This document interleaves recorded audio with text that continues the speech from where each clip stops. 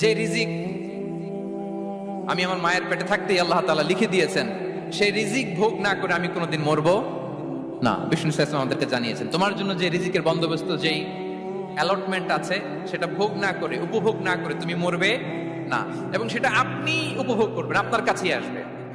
ধরুন আপনারা যে ফল আমেরিকাতে খান, এটা কি আমেরিকায় চাষ হয় ফল, নাকি কানাডা মেক্সিকো থেকে আসে?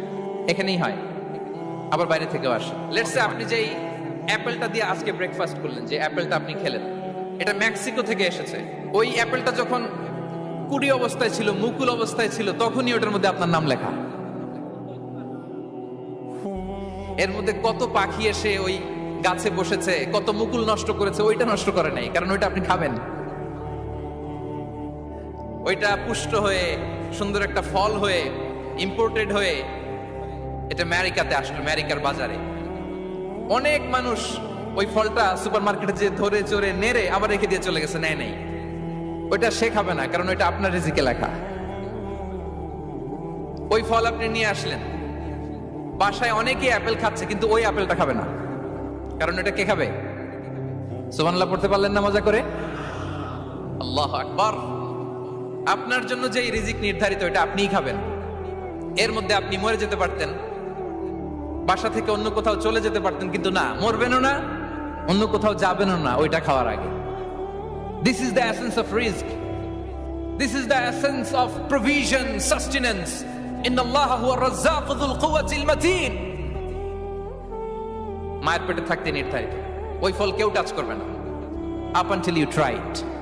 This is rizq.